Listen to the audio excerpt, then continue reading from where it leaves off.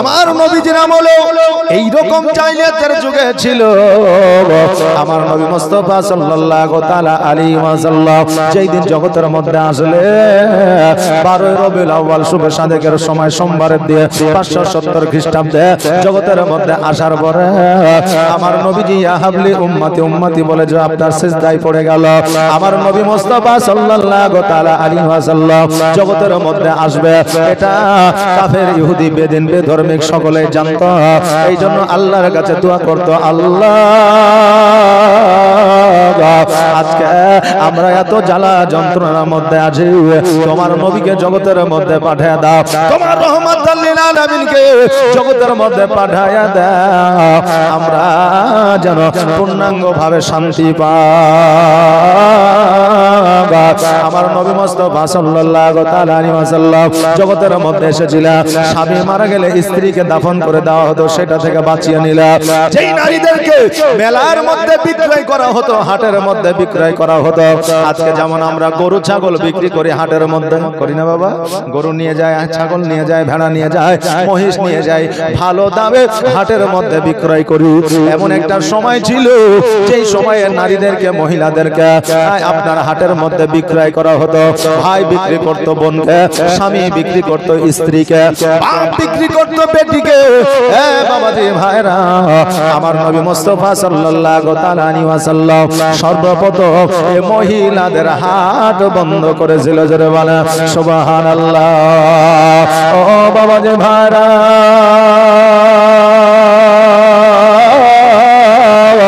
আমার নবী মুস্তাফা সাল্লাল্লাহু তাআলা আলাইহি ওয়াসাল্লাম আমার আল্লাহ তাবারাক তাআলা নূরানিময় করে নূর দিয়ে তৈরি করে জগতের মধ্যে পাঠিয়েছিলেন।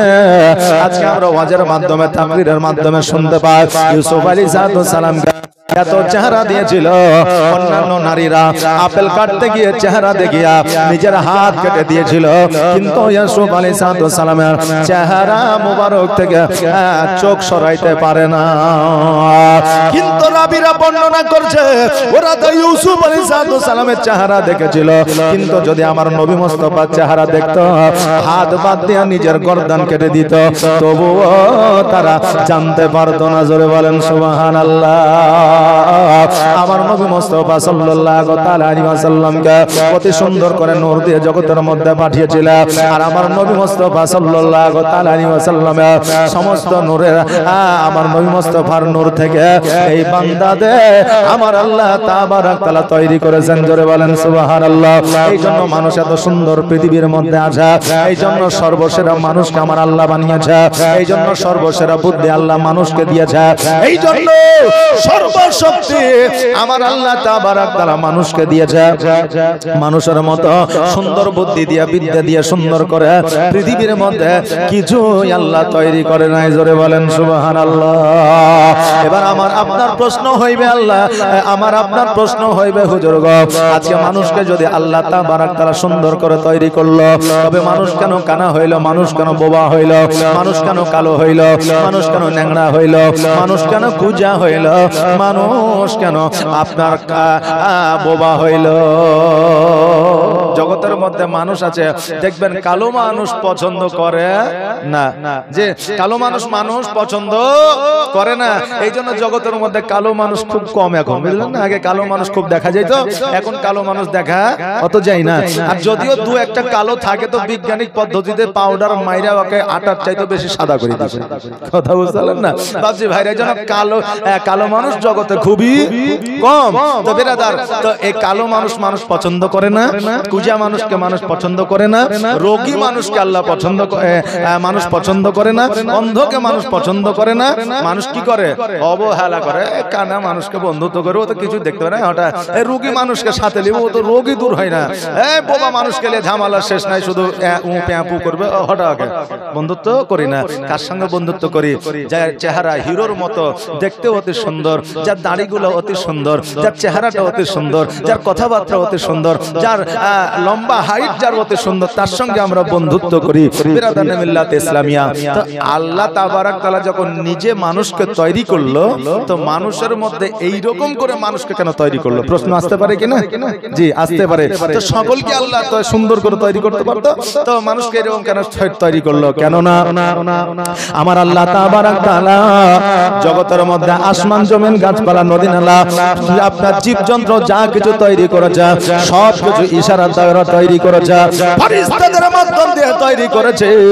কিন্তু এই মানুষকে আমার আল্লাহ তাবারাক তাআলা নিজের কুদরতি হাত দ্বারা বানিয়েছে। জোরে বলেন সুবহানাল্লাহ।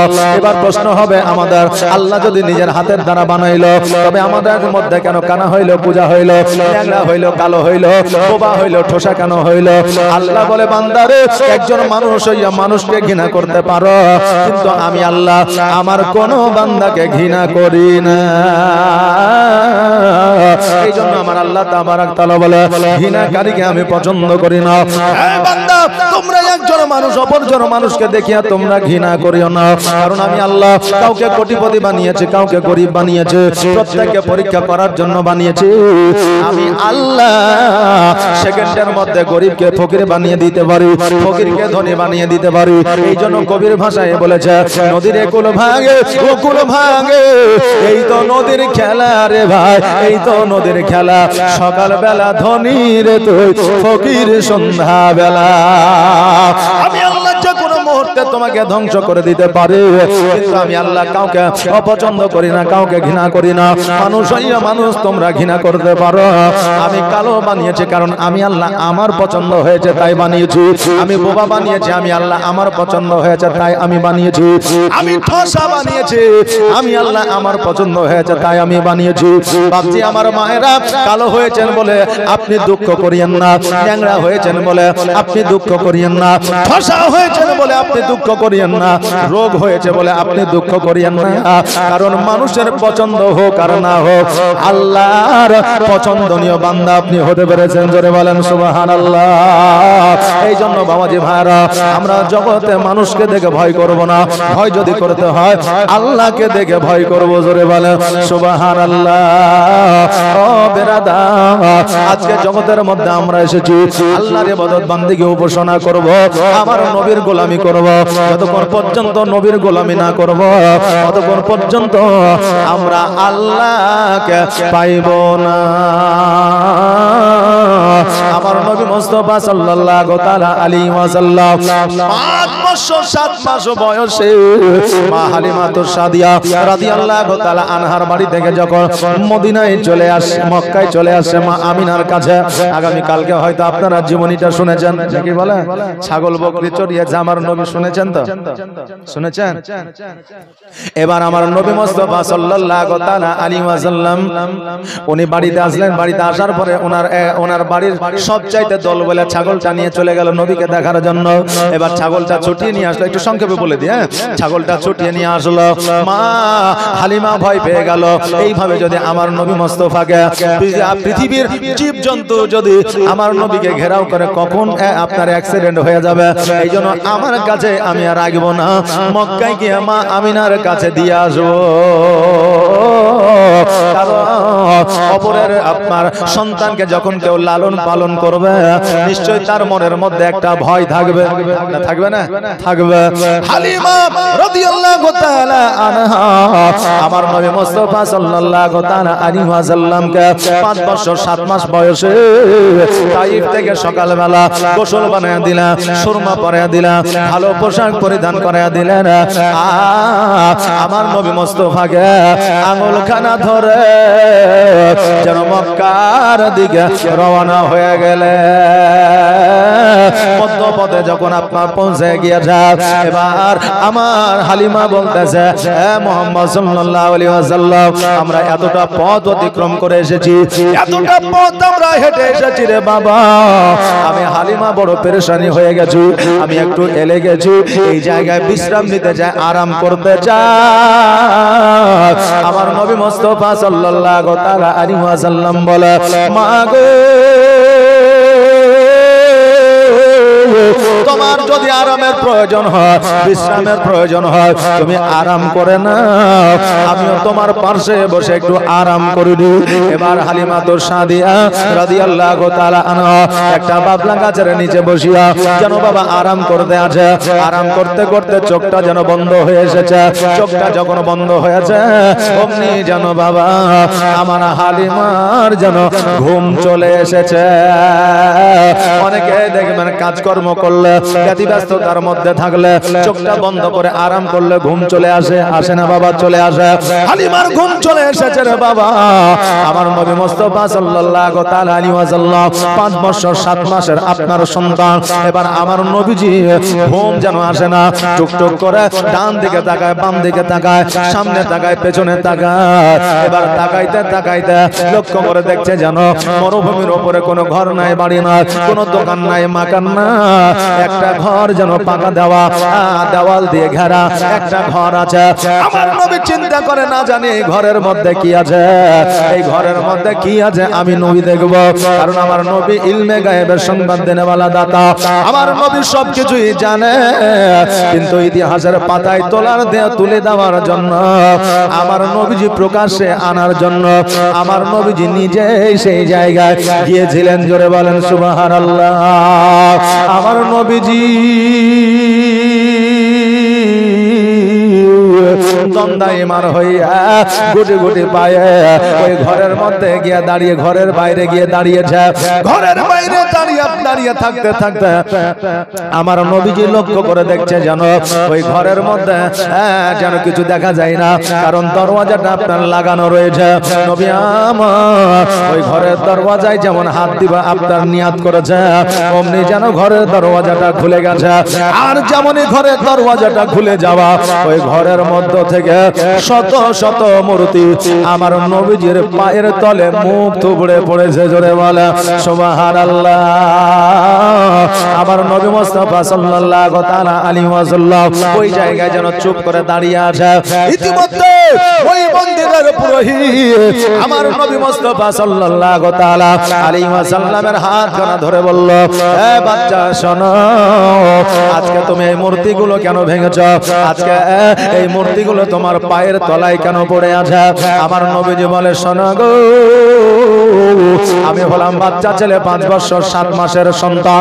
5 বছর 7 মাসের সন্তান আর কত বড় হবে রে বাবা? আমার নবী বলতেছে, হে পুরোহিত শোনো, আমি এই জায়গায় দরওয়াজার সম্মুখে দাঁড়ায় আছি, আমি দরওয়াজাটা খুলিনি পর্যন্ত দরওয়াজা নিজে নিজে খুলে গেছে, আর সমস্ত মূর্তিগুলো আমার পায়ের তলে পড়েছে। আমি বাচ্চা ছেলে, এত বড় মূর্তি কেমন করে ভাঙতে পারি? আমার দ্বারা সম্ভব নয়, এত বড় মূর্তি ভাঙা আমার দ্বারা সম্ভব নয়। পুরোহিত বলল, শোনো রে বাচ্চা, আমি জানতে পারছি, বুঝতে পারছি তোমার দ্বারা এই মূর্তিগুলো ভাঙা সম্ভব নয়, কারণ তুমি এই মূর্তিগুলো ভাঙতে পারবে না। তবে এই জায়গায় তুমি ছাড়া আর কেউ নাই, তোমাকে ছাড়া আর কাউকে দেখা যায় না। আজকে তোমাকে যদি আমি বন্দী করে না রেখে দিই, আজকে যদি তোমাকে এই জায়গায় না দাঁড়ায় দিই, আজকে গ্রামগঞ্জের শহর থেকে যখন মানুষ আসবে, আমাকে যখন প্রশ্ন করবে, আমাকে যখন জিজ্ঞাসা করবে মূর্তিগুলা কে ভাঙলো, আমি জবাব দিতে পারবো না। এই জন্য আমি তোমাকে বন্দী করে রাখবো। পাড়া প্রতিবেশী, গ্রামবাসী, শহরবাসী যখন আসবে, আমি তোমাকে দেখায়া দেব, যেই বিচার করবে সেই বিচার তোমাকে মেনে নিতে হবে। আমার নবী মুস্তাফা সাল্লাল্লাহু তাআলা আলাইহি ওয়াসাল্লামকে একটা ঘরের মধ্যে যেন বাবা আটক করে রাখলো। এইদিকে হালিমা সাদিয়া রাদিয়াল্লাহু তাআলা আনহা আপনার চট করে ঘুম থেকে উঠে ডান দিকে হাত দেয় নবী না, বাম দিকে হাত দেয় নবী না। এবার হালিমা যেন নবীজিকে আমার খোঁজাখুঁজি করতে আরম্ভ করেছে। দেখছে এই জায়গায় কোনো ঘর নাই, বাড়ি না, কোনো আপনার কিছু দেখা যায় না। ওই ঘরের কাছে যায় দেখলো এই ঘরের কাছেও কোনো মানুষ দেখা যায় না। অতি কষ্ট করে হালিমা খুঁজে খুঁজে একজন পুরোহিতকে পাইল। ওই পুরোহিতকে জিজ্ঞাসা করলো, বাবা এই জায়গায় একটা বাচ্চা ছেলে, নুরানিময় চেহারা, আজকে ওই বাচ্চাটিকে আমি খুঁজে পাইতেছি না, ওই বাচ্চাটিকে আপনি কি দেখেছেন? এবার পুরোহিত বলল, হালিমা আমি একটা বাচ্চাকে ঘরের মধ্যে রেখেছি, ওই বাচ্চাটি কিনা একবার দেখো। দরওয়াজাটি যেমনই খুলে দেওয়া, আমার হালিমা লক্ষ্য করে দেখছে যেন এই বাচ্চাটি আর অন্য কোনো বাচ্চা নয়, এই বাচ্চাটাই হলো আমার নবী মুস্তাফা সাল্লাল্লাহু তাআলা আলাইহি ওয়াসাল্লাম। যেমন আমার নবীজিকে দেখে নিয়েছে ওমনি হালিমা ছুটতে ছুটতে যাইয়া আমার নবীজিকে বুকের মধ্যে জড়ায়া ধরেছে। আমার নবীজিকে বুকে জড়ায়া ধরিয়া আমার নবীজিকে বলতেছে, বাবা এই জায়গায় তোমাকে রেখেছে কারণটা কি? আমার নবী বলতেছে, মা গো আজকে ওই মূর্তিগুলা নিজেই ভেঙে আমার পায়ের তলে পড়ে গিয়েছে মা। আজকে পুরোহিত বলছে আমি নাকি ভেঙেছি মা, আমার দ্বারা মূর্তি ভাঙা সম্ভব নয়, কারণ আমি নবী, আমি কোন ধর্মের মানুষকে আঘাত দিতে পারি না, কেউ প্রমাণ করে দিতে পারবে না, কিয়ামত পর্যন্ত কারো দ্বারা সম্ভব হবে না। আমার হালিমা ওই পুরোহিতকে ডাক দেয়া বলল, বাবা আজকে বাচ্চাটিকে তুমি ছেড়ে দাও, কারণ এই বাচ্চাটি জীবনে কোনোদিন মিথ্যা বলে না, কিয়ামত পর্যন্ত মিথ্যা বলবে না। তাইফবাসীরা এর সততা দেখিয়া আজকে নবীকে আল আমিন নামে আখ্যায়িত করেছে। আল আমিন শব্দের অর্থ হলো সত্যবাদী। ও পুরোহিত আজকে এই মুহাম্মদকে তুমি ছেড়ে দাও। পুরোহিত বলল, না না না, এই বাচ্চাকে আমার দ্বারা ছাড়া সম্ভব হবে না। হালিমা বলল, পুরোহিত রে আজকে যদি এই বাচ্চাকে তুমি ছেড়ে না দাও, আমি মক্কা নগরে আমি আব্দুল মুত্তালিবকে জবাব দিতে পারবো না। পুরোহিত বলল, কেন জবাব দিতে পারবে না? এই বাচ্চাটি তো তোমার। হালিমা বলল, এই বাচ্চা আমার নয়। বলে, তবে এই বাচ্চা কি তোমার নয়? বলে, না। তবে এই বাচ্চার নাম কি? মোহাম্মদ। বলে, হ্যাঁ। বলে, এই বাচ্চার মায়ের নাম কি? আমিনা। বলে, হ্যাঁ। বলে, এর বাবার নাম কি? আব্দুল্লাহ। বলে, হ্যাঁ। বলে, এর দাদার নাম কি? Abdul Muttalib. বলে, হ্যাঁ। বলে, এর নানার নাম কি? আব্দুল ওয়াহাব জোহরি। বলে, হ্যাঁ। যেমন হালিমা বলেছে সমস্ত কথা যখন মিলে গিয়েছে, ওই পুরোহিত আর দেরি না করিয়া সঙ্গে সঙ্গে ছুটে যাইয়া আমার নবীজির পা মুবারক খানা ধরেছে। আর ধরার পরে বলে, নবী গো আমার দ্বারা বড় অন্যায় হয়ে গিয়েছে, আমার দ্বারা বড় ভুল হয়ে গিয়েছে, আমার দ্বারা বড় বেয়াদবি হয়ে গেছে। নবী গো আপনি দয়া করে আমাকে ক্ষমা করে দেন, আর আপনার কালেমা আমি পুরোহিত আমাকে আপনি পড়ায়া নেন। হালিমা যেন অবাক হয়ে গেল। হে পুরোহিত, এতক্ষণ যাকে তুমি বন্দী করে রেখেছিলে, আর তার পরিচয় পাওয়ার পরে তারা পাখানা ধরেছ, কারণটা কি? ওই পুরোহিত বলল, হালিমা তুমি হয়তো জানো না রে মা, এই বাচ্চার জগতের সাধারণ বাচ্চা নয়, এই বাচ্চা তোমার আমার বাচ্চার মতো নয়, এই বাচ্চা হলো আখেরি পয়গম্বর মুহাম্মদ রাসূলুল্লাহ সাল্লাল্লাহু তাআলা আলাইহি ওয়াসাল্লাম। আমি তাওরাত ইনজিল জুবুরে পড়েছিলাম, আখেরি পয়গম্বর নবী মুস্তাফা জগতের মধ্যে আসবে, শান্তির বার্তা নিয়ে আসবে, আপনার কালেমার দাওয়াত নিয়ে আসবে, ইসলাম ধর্ম নিয়ে আসবে, যেই ধর্মটা শান্তির ধর্ম, যেই ধর্মটা আপনার আরামের ধর্ম, যেই ধর্মটা সততার ধর্ম, ওই ধর্ম নিয়ে জগতের মধ্যে আসবে। আর এই মন্দিরে মুহাম্মদ আসবে। আমি এটা তাওরাত ইনজিল জুবুরে পড়েছিলাম, এই জন্য এই জায়গায় আমি অনেক দিন ধরে আছি। আমার নবীকে কবে দেখব? আমার নবীর হাতে হাত দিয়ে কালেমা তাইয়্যিব পড়ব।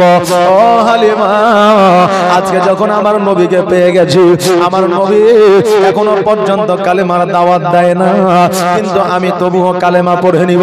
এই জন্য কালেমা পড়ে নিব। আমার অনেক বয়স হয়ে গেছে, আমার নবী যেই দিন কালেমার দাওয়াত দিবে সেই দিন হয়তো আমি আর বেঁচে থাকবো না।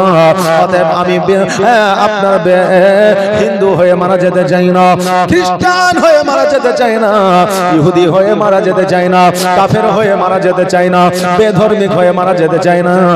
আমি নবীর গোলাম মুসলমান হয়ে মারা যেতে চাই। জোরে বলেন সুবহানাল্লাহ।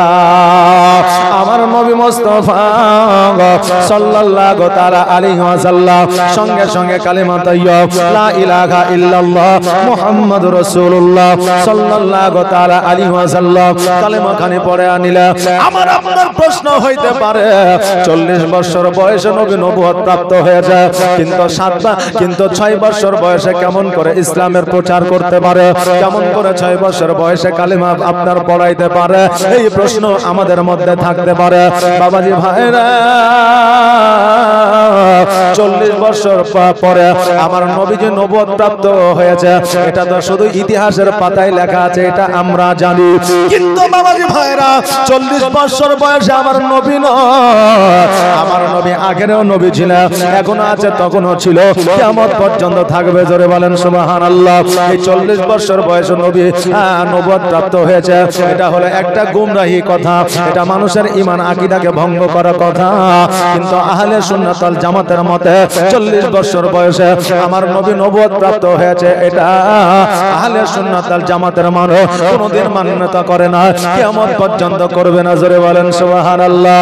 নবী আমার 40 বছর বয়সে নবী নয়, আগেরও ছিলেন, আপনার আব্বালেও ছিলেন, আখেরেও থাকবে। আমার নবী মুস্তাফা সাল্লাল্লাহু তাআলা আলাইহি ওয়াসাল্লাম 6 বছর বয়সে যদি কালেমা না পড়াইতে পারে, আমার নবী যেই দিন 12 রবিউল আউয়াল জগতের মধ্যে এসেছিলেন শুভে সাদেকের সময়, সেই দিন আমার নবীজি উম্মতি উম্মতি বলে সিজদায় পড়েছিলেন। জোরে বলেন সুবহানাল্লাহ। আমার নবী 6 বছর বয়সে কালেমা পড়ানো তো দূরের কথা, যেই দিন থেকে আমার নবী জগতের মধ্যে এসেছিলেন সেই দিন থেকে কালেমার দাওয়াত আকাশে বাতাসে আর পৃথিবীর কন্যারে কন্যারে সেই দিন থেকে ছড়িয়ে গিয়েছিলেন। জোরে বলেন সুবহানাল্লাহ। আমার নবী মুস্তাফা সাল্লাল্লাহু তাআলা আলাইহি ওয়াসাল্লাম ওই পুরোহিতকে কালেমা পড়ায় নিলেন, আর কালেমা পড়ায় দেওয়ার পরে আমার নবীজি যখন আবার পুনরায় মক্কার দিকে রওনা হইবে, ওই পুরোহিত বলল, ইয়া রাসূলুল্লাহ, ইয়া হাবিবাল্লাহ, নবী গো, খোদার কসম করে বলি ইয়া রাসূলুল্লাহ, আজকে আমি পুরোহিত আপনার কালেমা পড়ে নিয়েছি, জীবন মরণ আপনাকে সঁপে দিয়েছি, মহব্বত আপনাকে করেছি।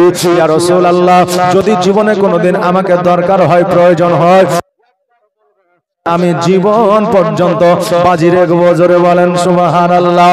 এই ছিল বাবা নবীর ভক্ত, এই ছিল বাবা নবীর আশিক, এই ছিল আমার নবীজির মহব্বতকারী। বাবারে, আমার নবীকে ভালোবাসলে এই জগত মঙ্গল হবে, পর জগত মঙ্গল হবে।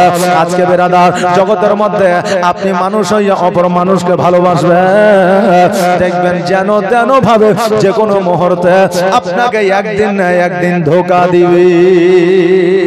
কথা বুঝতে পারলেন না? যে কোনো মুহূর্তে যেমন করে হোক একদিন না একদিন ধোঁকা দিবে। বাপজিরা, আজকে আমি আপনি বিবাহ করেছি, আজকে আমরা স্ত্রীকে এত ভালোবাসি যে সাময়িক ভাবে সোনা মনে জানো টিয়া পক্ষী পাখি কলজা ফেসকা যা আছে সব বলে দিলাম, আর বিবি যেমন একটু দোষ করে দিল, অমনি বিবি তো দূরের কথা, তার 14 গোষ্ঠীকে ধরে গালি দিয়ে দিল। কথা বুঝলেন না? তো মানুষ যে কোনো মুহূর্তে ভালোবাসে, ধোঁকা আপনাকে দিতে পারে, কোনো গ্যারান্টি নাই। বাচ্চাকালে আপনার বাবা একটা চকলেট এনে দিয়েছে, তো অর্ধেক করে ভাইকে দিয়েছেন, আপনি খেয়েছেন। খেয়েছেন না? খাননি? ভাইকে দিয়েছেন, আপনিও খেয়েছেন। কিন্তু বিয়ে হয়ে গেছে, 2টা সন্তান হয়ে গেছে, এখন বাপ যদি বলে, বেটা আমার তো 2 বিঘা জমি আছে, তো এক কাজ করিস, তোর ভাইকে বুঝিয়ে সুজিয়ে দিয়ে 2 ভাইয়ে ভাগ করে নিস। তো ভাই এক চালাকিতে থাকে যে কেমন করে ভাইকে ঠকানো যাবে, এই ভাই চালাকিতে থাকে ওই ভাইকে কি করে ঠকানো যাবে। কিন্তু একদিন এমন আপনাদের ভাই ভাই প্রেম ছিল, মহব্বত ছিল, ভালোবাসা ছিল, যে কোনো ভাইকে যদি কেউ অপরে ঘুষাইছে, মানে ঘুষি মেরেছে, তো তার কলিজে আঘাত লেগেছে, আমার ভাইকে মেরেছে, চ দেখি। কথা বুঝলেন না? তা এখন যদি মারে তো বলবে যে দেখ মারছে তো ঠিকই আছে। কথা বললেন না বিরাদার? তো জগতের মানুষকে ভালোবাসবেন, কোনো না কোনো ভাবে আপনাকে আঘাত করবে।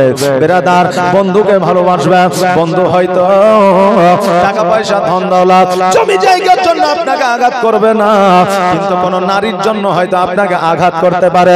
এখন বর্তমানে বাবা বিশ্বাস নাই, আপনার একজন স্বামীকে বিবি ভালোবাসে বলে বিবাহ করেছিল, একটা সন্তান পর্যন্ত ছিল, স্বামী বাবা চাকরির মধ্যে যুক্ত ছিল, সেই স্বামীকে বাবা টুকরো করে ব্যারেলের মধ্যে ভরে দিয়েছে যে প্রেমিকের জন্য। বাবাজি ভাইরা, আজকে এমন বন্ধু জগতের মধ্যে অনেকেরই আছে, আজকে ওই বন্ধু পেছন থেকে ছোড়া মারতে পারে, আজকে আপনি গার্লফ্রেন্ডকে ভালোবাসবে, গার্লফ্রেন্ড বয়ফ্রেন্ডকে ভালোবাসবে, আপনার চাইতে ভালো যদি আপনার গার্লফ্রেন্ড পায় তবে আপনাকে ছেড়ে দিবে, আপনার চাইতে ভালো বয়ফ্রেন্ড পারলে আপনাকে ছেড়ে দিবে।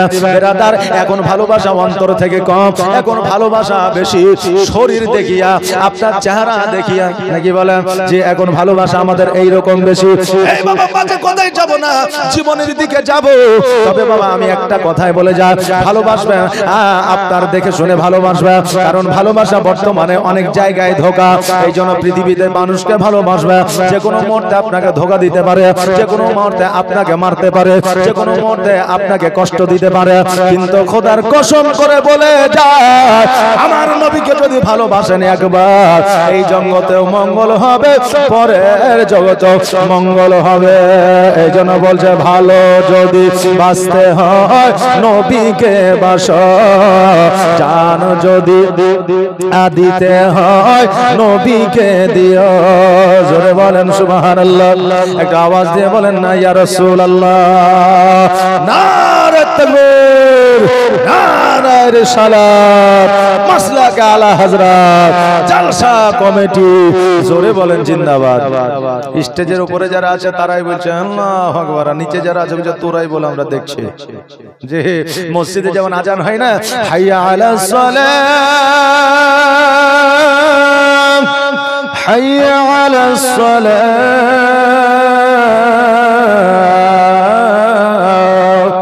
মসজিদে বলছে হাইয়া আলাস সালাত। আর যারা নামাজ পড়ে না তারাই বলছে ইমাম মসজিদ তোরাই চালা। কি বুঝলেন? মানে এরা মসজিদে যায় না, বলছে ইমাম মসজিদ তোরাই চালাই, যেন বলছে স্টেজে যারা আছে তারাই চালাও, আমরা নিচ থেকে দেখছি। বেরাদার, একটু জোশ এবং জাজবা নিয়ে বলেন তো নারে তাকবীর, নারে রিসালাত, সুবহানাল্লাহ। কি বলছে? ভালো যদি বাঁচতে হয় নবীকে বাসো, জান যদি দিতে হয় নবীকে দিও। নবী তরানে বালা, নবী বাঁচানে বালা, নবী তরানে বালা, নবী বাঁচানে বালা। আর প্রাণের চেয়ে প্রিয়তায়, প্রাণের চেয়ে প্রিয়তায় নবীকে চিনুন। ভালো যদি বাঁচতে হয় আমার নবীকে বাসুন। সাকারাতের বিছানাতে কি যে যন্ত্রণা, সাত সাগরের পানি দিল তৃষ্ণা মিটে না। জোরে বলেন সুবহানাল্লাহ। সাকারাতের বিছানাতে কি যে যন্ত্রণা, সাত সাগরের পানি দিল তৃষ্ণা মিটে না। আর কাউসারের পানি দেবেন, কাউসারের পানি দেবেন শাহে মদিনা। ভালো যদি বাঁচতে হয় আমার নবীকে বাসো, জান যদি দিতে হয় আমার নবীকে দিও। নবী বাঁচানে বালা, নবী তরানে বালা, নবী বাঁচানে বালা, নবী তরানে বালা। আর প্রাণের চেয়ে প্রিয়তায়, প্রাণের চেয়ে প্রিয়তায় নবীকে চিনো, জান যদি দিতে হয় আমার নবীকে দিয়ে। ভালো যদি বাঁচতে হয় আমার নবীকে বাসে। নবীর ইশকে মহব্বতে যদি নাচ পড়া হয়, গজল পড়া হয়, অনেকেই বাবা হা হা করে শোনে যে মাশাআল্লাহ সুবহানাল্লাহ বারাকাল্লাহ, এই কথা তাদের মুখ থেকে বের হয় না। কিন্তু আবার গজল বাদ দেয়া যদি বলা হয় একটা চা বানাও আমার জন্য, এবার জোশ আইসেছে, বুঝলেন না? গজলে আসলো না, কিন্তু এই দিকে এসেছে যে যেগুলো গজল নাই ওগুলো আমাদের শুনতে ভালো লাগে। কি বলছে? এগুলো আবার ভাইরাল হয়ে যাচ্ছে, কথা বুঝলেন না? এগুলো ভাইরাল হয়ে যাচ্ছে, যেগুলো ভাইরাল হলে সেগুলো হয়েছে। কি বলছে? বলছে একটা চা বানাও আমার জন্য, আদা দিও, এলাচি দিও, চিনি দিও সামান্য, একটা চা বানাও আমার জন্য। ঠিক কিনা? জি বলছে না? বলছে। বাপজি ভাই আমার মায়েরা আসেন একটু জীবনের দিকে লক্ষ্য করে একটু শুনে যায় বাবা। আমার নবী মুস্তাফা সাল্লাল্লাহু তাআলা আলাইহি ওয়াসাল্লাম বললেন, হে পুরোহিত শোনো রে, আজকে তুমি আমার কালেমা পড়েছ, মুসলমান হয়েছ, আজকে তোমাকে আমি বলে যাই, জীবনে যদি কোনোদিন দরকার হয়, প্রয়োজন হয়, জীবনে কোনোদিন যদি তোমাকে টাকার দরকার হয়, আমি তোমাকে ডেকে নেব। তবে আজকে থেকে শোনো রে, নবীর কালেমা যখন পড়ে নিয়েছ, আমি দয়ার নবী মুস্তাফা সাল্লাল্লাহু তাআলা আলাইহি ওয়াসাল্লাম কাল কিয়ামতের দিনে আমি তোমাকে জান্নাতে নিয়ে যাব। জোরে বলা সুবহানাল্লাহ। আমার নবী মুস্তাফা সাল্লাল্লাহু তাআলা আলাইহি ওয়াসাল্লাম এ বাবা মা হালিমাতুস সাদিয়া রাদিয়াল্লাহু তাআলা আনহা হাত ধরা ধরে জানো মক্কার দিকে আপনার রওনা হয়ে গেল। মক্কার দিকে চলতে চলতে মক্কায় যখন পৌঁছে গেল, লক্ষ্য করে দেখতে জানো আব্দুল মুত্তালিব রাদিয়াল্লাহু তাআলা আনহু কাবা ঘরে হিলান দিয়ে যেন বসে আছে। আব্দুল মুত্তালিব যখনই আমার নবীজিকে দেখে ফেলেছে, অমনি যেন ছুটতে ছুটতে আমার নবীজিকে বুকে নিয়ে কোলে উঠায়া কপালের মধ্যে যেন চুম্বন করে দিয়েছে। বাবাজি ভাইরা, আমার আব্দুল মুত্তালিব রাদিয়াল্লাহু তাআলা আনহু আমার নবীর মহব্বতে যদি আপনার বুকে জড়ায় ধরে, যদি আপনার কোলাকুলি করিয়া যদি আপনার কপালে চুম্বন করতে পারে, আমরা কেন আমাদের সন্তান আদি বন্ধু ব্রাদারকে কেন বুকে নিতে পারবো না? আমরাও নিব, তাতে আমাদের নেকি আছে। যে কোলাকুলি বাংলাদেশের কোন মৌলবি বলছে যে ঈদের দিনে আপনার কোলাকুলিও করা যাবে না, বলছে কি বলছে না? বলছে কোলাকুলি করা যাবে না। এরা আসলে আপনার ইসলামের জন্য, মুসলমানদের জন্য দুশমন। জোরে বলেন নাউজুবিল্লাহ। বেরাদার, যেই মুলাকাত আমার নবী করেছেন আজকে এই খবিশের দল এরা বলছে যে মুলাকাত করা যাবে না। এই বাপজি ভাইরা, বন্ধু বান্ধবের সাথে মহব্বত আছে, বাপের সঙ্গে মুলাকাত করেন, কোলাকুলি করেন, মুসাফা করেন, সালাম দেন, আর ভাইয়ের সঙ্গে করেন বেরাদার। তবে কোন মেয়ের সঙ্গে জায়েজ নাই, কোন মেয়ের সঙ্গে জায়েজ নাই বেরাদার। এক মৌলভী সাহেব বলেছে যে বাড়িতে যাবে, যে থাকবে তাকেই সালাম দিবে। কথা বললেন না? যে থাকবে তাকেই সালাম দিবে, তাতে কি হবে? তোমার নেকি হবে। বুঝলেন? একদল যুবক বুঝলেন পরের দিন সকালবেলা 10টা 11টার সময় স্কুলের গেটে যায় বসেছে, আর যখনই মেয়ে ছেলে স্কুলে ঢুকছে বলছে আসসালামু আলাইকুম। জি বলেছে সালাম দিলে নাকি পাওয়া যায়। অমনি বুঝলেন এবার ওই মেয়ে ছেলেকে ওকে রাখবে, কে জুতা চালাইছে, কে চটি চালাইছে, বুঝলেন, কে খাতা চালাইছে। হ্যাঁ, পরের দিন এসে বলেছে আপনি যে বললেন সালাম দিলে নাকি পাওয়া যায়, তা আমাদেরকে তো জুতা খাইতে হলো। কি করেছ? বলে দেখছি যে এদিক ওদিকে গেলে তো লোক পাওয়া যাবে না, তো স্কুলে গেলে শত শত ছাত্র ছাত্রী আছে, এই জন্য গেটে যে বসেছিলাম আর সবকে সালাম দিছিলাম। বলে তোকে আরো মারে নিয়ে তোর কপাল। জি, আরো মারে নেই কপাল। হে বেরাদার, সালাম বাড়িতে আপনার কন্যাকে দিবেন, আপনার মাকে দিবেন, আপনার বিবিকে দিবেন, কারণ আপনার কন্যা যুবতী হয়েছে, আপনার মা আছে। আপনি বাড়িতে প্রবেশ করবেন, আপনার কন্যা কিভাবে আছে আপনি জানেন না। আপনার কন্যা জানতে পারছেন আমার বাবা বাড়িতে প্রবেশ করবে, আপনার মাও জানছে না। আপনি যখন সালাম দিবেন বাড়িতে আপনার মহিলারা সতর্ক হয়ে যাবে, নিশ্চয় পুরুষ এসেছে, এই জন্য আমাকে পর্দা নিতে হবে। এই জন্য আমার নবী মুস্তাফা সাল্লাল্লাহু তাআলা আলাইহি ওয়াসাল্লাম বলেছে, নিজের বাড়িতে প্রবেশ করলে বিবি থাকলেও বিবিকেও পর্যন্ত সালাম দিতে হবে। জোরে বলেন সুবহানাল্লাহ। বাবাজি ভাইরা, আমার নবী মুস্তাফা সাল্লাল্লাহু তাআলা আলাইহি ওয়াসাল্লাম আমার নবী মুস্তাফার কপালে চুম্বন করিয়া দুই চোখের পানি ছেড়ে দিয়ে বলে, ভাই রে, এতদিন পর্যন্ত তোমাকে না দেখিয়া আছি, আজকে আমি আব্দুল মুত্তালিব কথা দিলাম, আজকে মক্কা থেকে আমার চোখের আড়াল তোমাকে হইতে দিব না। আমার নবী মুস্তাফা সাল্লাল্লাহু তাআলা আলাইহি ওয়াসাল্লাম বলে, দাদা গো, আমি নবীজি, আমিও আজকে থেকে আমার মাকে ছাড়িয়া আপনাকে ছাড়িয়া কোথাও যাব না। হালিমা বলল, আব্দুল মুত্তালিব, আজকে আমার তাইফে বন জঙ্গলের পশুরা পর্যন্ত এই নবী মুস্তাফাকে উঠায় নিয়ে যাচ্ছে, তার পায়ে চুম্বন করছে।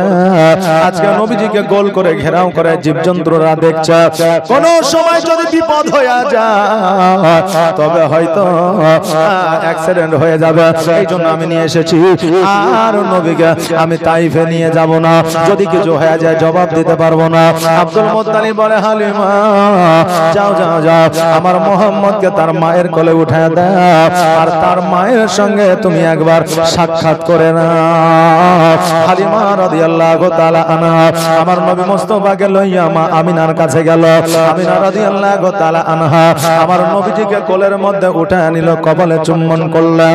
করার পরে হালিমাকে বললে, হালিমা বলো বলো খবর কি?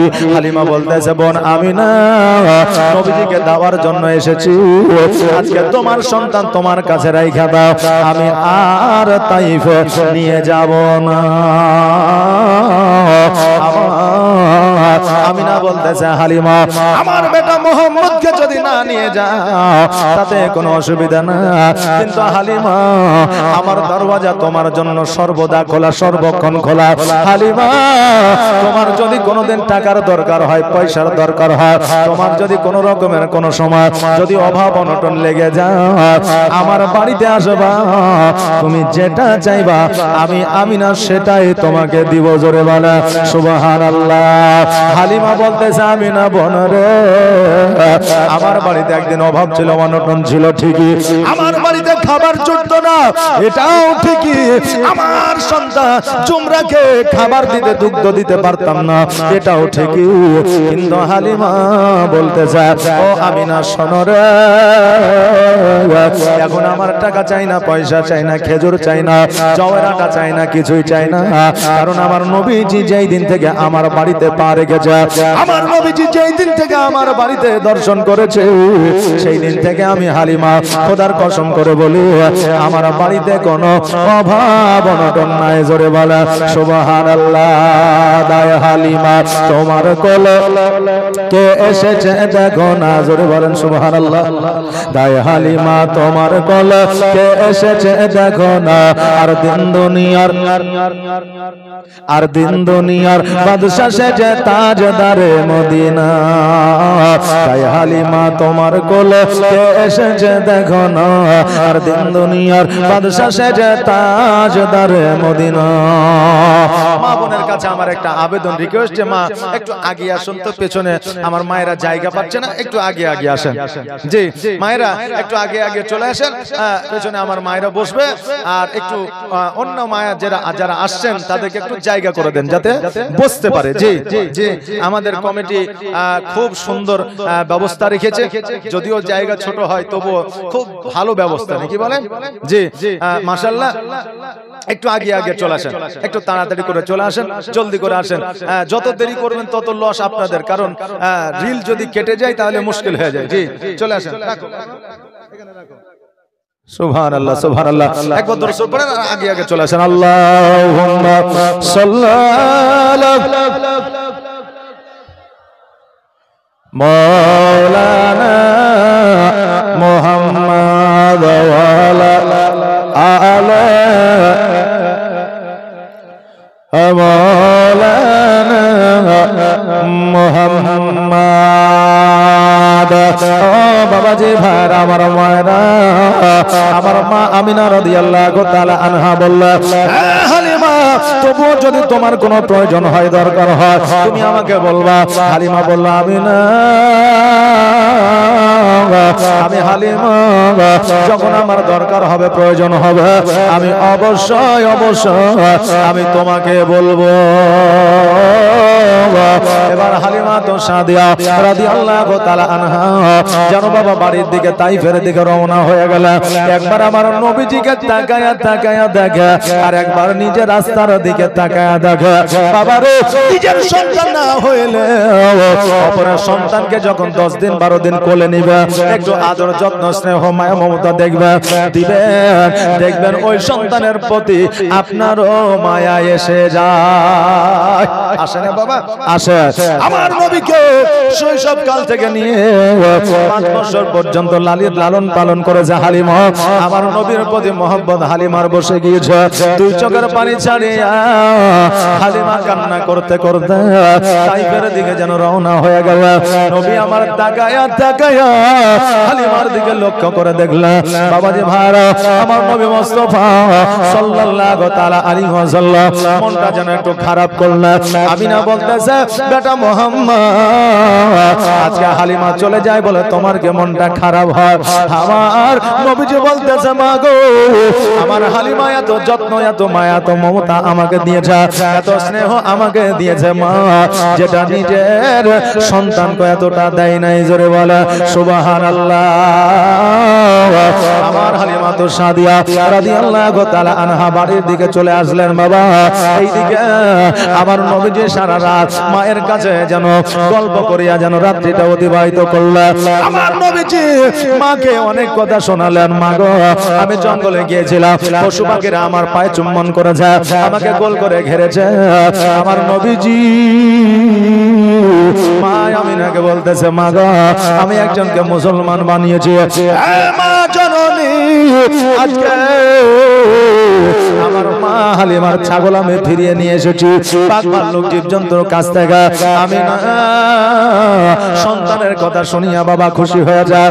আজকে বেরাদা, সন্তান যদি ভালো কাজ করে, সন্তান যদি আপনার দৌড়ে প্রতিযোগিতায় ফার্স্ট হয়ে যায়, সন্তান যদি নামাজি হয়, সন্তান যদি হজ করে আসে, সন্তান যদি দান করে, দেখবেন পিতা মাতা খুশি হয়ে যায়, নিজেকে গর্বিত বোধ মনে করে না, করে না বাবা? করে। কিন্তু সন্তান যদি আপনারা দেখবেন জুয়া খেলে, তাড়ি খায়, মদ খায়, গাঁজা যদি খায়, দেখবেন তাদের প্রতি বাপ মায়ের মহব্বত কমে যায়। আর সন্তানের কথা শুনিলে বাপ মা লজ্জা পায় না? এখন একটা কোন মানুষকে গিয়ে যদি বলে, তোমার বেটা রহমান, বলে হ্যাঁ, সারা দিন গাঁজা খায়ার পড়ে থাকে, আচ্ছা বলেন বাপকে ভালো লাগবে? সন্তানকে ভালো লাগবে? বিবিকে ভালো লাগবে? লাগবে না। এখন যদি বলে, হ্যাঁ গো, তোমার বেটা এত সুন্দর, এত নামাজ পড়ে, এত ভালো ছেলে, যে এখন নিউ জেনারেশন এরকম ছেলে খুঁজে পাওয়াই মুশকিল, আচ্ছা বলেন যে ওই বাপের সিনাটা 32 থেকে 38 হবে কি হবে না? জি হবে। এই জন্য বাবা ভালো হন, ভালো কথা শুনলে বাপ মা খুশি হয়ে যায়। বিরাদার মিল্লাতে ইসলামিয়া, আমার মা আমিনা রাদিয়াল্লাহু তাআলা আনহা, উনি বাবা খুশি হইলেন কার কথা শুনে? আমার নবী মুস্তাফা সাল্লাল্লাহু তাআলা। একজন 500 টাকা দিতে চাইছিল, মায়ের জন্য দোয়া করতে বললো, 100 টাকা দিয়েছিল। জি, ওই জন্য চিন্তা করছি 500 বললে তো 400 কেন, আমাকে ঘর থেকে দিতে হবে নাকি? যে তা আগে দিয়েছিল 100 টাকা, আজকে দিল 400 টাকা, দিয়ে হয়ে গেল 500 টাকা। সুবহানাল্লাহ, জাযাকাল্লাহ, মাশাআল্লাহ, বারাকাল্লাহ। আমার বাবাজি ভাইরা, আমার মায়েরা, আমার নবী মুস্তাফা সাল্লাল্লাহু তাআলা আলাইহি ওয়াসাল্লাম সকাল বেলা লক্ষ্য করে দেখছে যেন বাচ্চা বাচ্চা ছেলেরা যেন দলবদ্ধ হইয়া যেন বাবা আপনার রাস্তা দিয়ে খেলাধুলা করছে আর চলে যাচ্ছে ফিল্ডের মধ্যে, বাগানের মধ্যে, মরুভূমির মধ্যে। দেখবেন আগের বাচ্চাদের খেলাধুলার একটা জায়গা থাকতো না? আগের ছেলেদের একটা খেলাধুলার জায়গা থাকতো, হয়তো আমের বাগানে, নইলে ফাঁকা ময়দানে, নইলে বাবা খোলেনে, আগে খোলেন ছিল, এখন নাই। আর এখন বাচ্চাদের খেলাধুলা ঘরের মধ্যে, বাইরে খেলাধুলা না। বাইরে ঘরের মধ্যে বাবা গেম খেলে, কম্পিউটারে আপনার গেম খেলে, নইলে মোবাইলে গেম খেলে। মা বাবা বাইরে পাঠাতে চাই কিন্তু যেতে চাই না, কারণ মোবাইলের মধ্যে সন্তানের মস্তিষ্ক এমন ভাবে ঢুকে গেছে যে খাবারটা পর্যন্ত বর্তমানে খেতে চাই না। যে বাচ্চাদেরকে খাবার খাইয়ে দিতে হয়, তবু ছেলে মোবাইল দেখছে আর মা বাচ্চাকে খাবার খাওয়াইছে। এখন বাচ্চা চিন্তা করছে, আহারে যদি মুখটা খুলে দেওয়ার মতো হইতো তো আমি খুলে মাকে দিয়ে দিতাম যে তুই যত খুশি খাবার খাওয়া আর আমি যত খুশি মোবাইল টিপি। কথা বুঝলেন না? তা এখন বাচ্চারা মোবাইলের প্রতি এত আকৃষ্ট হয়ে যায়। হ্যাঁ বেরাদার, মোবাইল বাচ্চাদেরকে যদি মোবাইল থেকে না সরানো যায়, ওই বাচ্চার ভবিষ্যৎটা খারাপ হয়ে যাবে। বাবাজি, এখন বর্তমানে যুবক ছেলেরা, বাচ্চা ছেলেরা, বাবা আপনার রাস্তার মোড়ে বসে গিয়ে মার মার মার ধর ধর ফ্রি ফায়ার খেলতে আসে, মুখে বিড়ি, হাতে মোবাইল। মাস্টার যায়, বড় চাচা যায়, তাও যায়, আব্বা যায়, ভয় করে না, লজ্জাও করে না। এখন বন্ধু বলছে, তোর বাপ, তোর চাচা আসছে, বিড়িটা ফেলে দে। বলছে, আমি কি চাচার বাপের টাকায় বিড়ি খাচ্ছি নাকি? আমি আমার বাপের টাকায় খাচ্ছি, তো ফেলবো কেন? বিড়িটা টাকা নিয়ে যা। কথা বললেন না? লজ্জা হায়া উঠে গেছে।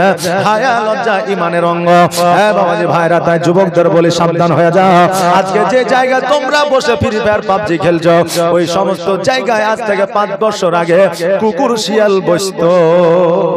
ওই সমস্ত জায়গায় কুকুর শিয়াল বসতো। এখন কুকুর শিয়াল আর বসার জায়গা পায় না, এই জন্য কুকুর দেখলে শিয়ালে তাড়ে না, আর শিয়াল দেখলে কুকুরে তাড়ে না। বলছে আমরা তো অসহায়, আজকে আই আমরা হাত মিলিয়ে নি। কথা বুঝলেন না বিরাদার? এই জন্য যুবককে বলবো সাবধান হয়ে যাও।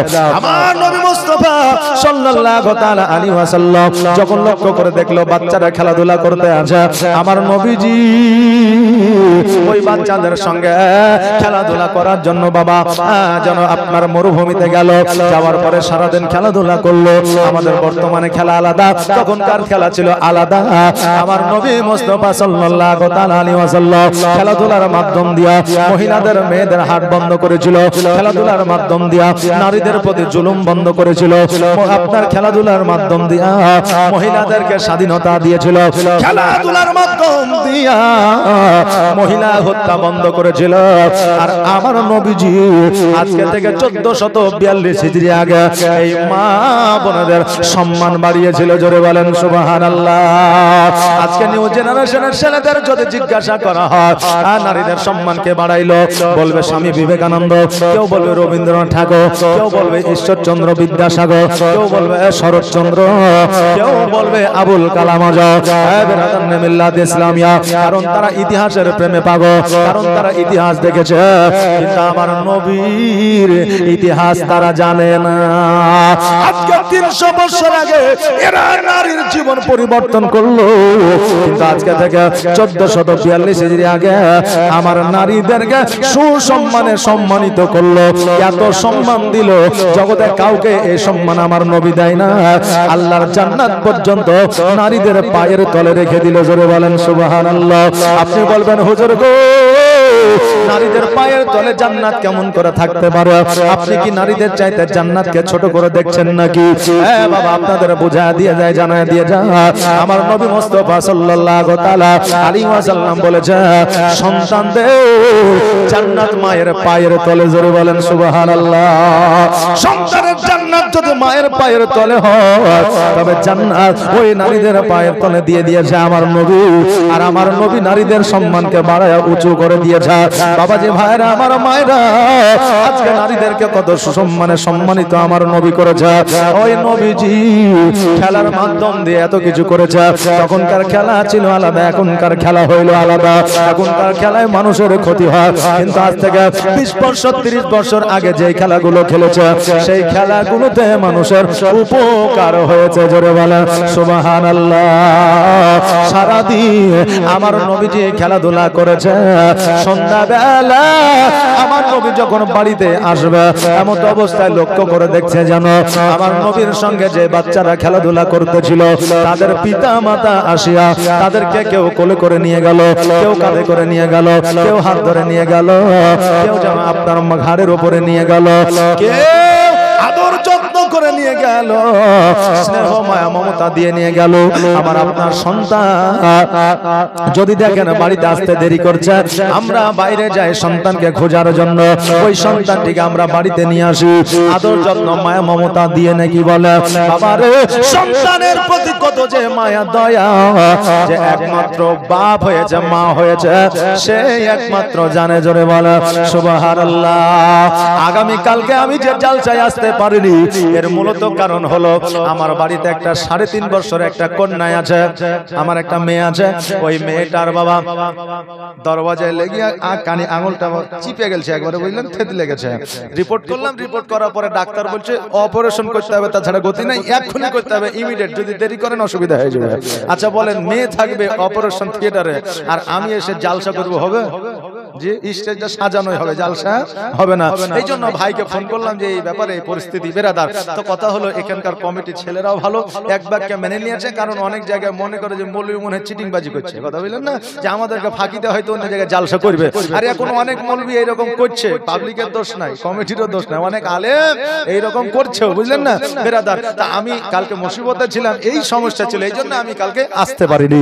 কন্যা সন্তান নিজের সন্তানের প্রতি কত যে দরদ, এটা একমাত্র বাপ মা ছাড়া অন্য কেউ জানে না।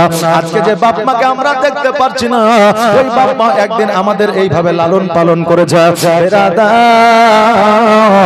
সকলের পিতা মাতা আসিয়া আপনার যত্ন সহকারে নিয়ে গেল। আমার নবীজি দুই চোখের পানি ছেড়ে দিয়ে অঝার নয়নে কান্না করতে লাগলো। আল্লাহ, আজকে সকলের আব্বা আসিয়া সকলের সন্তানকে কাঁধে করে নিয়ে গেল, কোলে করে নিয়ে গেল, সকলের সন্তানকে যেন আদর যত্ন স্নেহ মায়া মমতা দিয়ে নিয়ে গেল। কিন্তু এখনো পর্যন্ত আমার আব্বা কেন আসলো না? আল্লাহ গো, আজকে আমার 5 বছর 7 মাস বয়স হয়ে গেল, আজও পর্যন্ত আমি আমার আব্বাকে দেখলাম না। আজও পর্যন্ত আমার আব্বা দেখলাম না আমাকে কোলে নিল, আমাকে স্নেহ করলো, আমার কপালে চুম্বন করলো। আমি নবীজি আজকে আমার মাকে গিয়ে বলবো আমার আব্বা কোথায় আছে? আমার মা যতক্ষণ পর্যন্ত না বলবে আমার আব্বা কোথায় আছে, আমি মায়ের আঁচল ছাড়বো না। নবীজি গুটি গুটি পায়ে যেন বাড়িতে গেলাম, যাওয়ার পর মা যেন বসে আছে। আমার নবীজি যাইয়া মায়ের আঁচলখানা ধরিয়া বলল, মা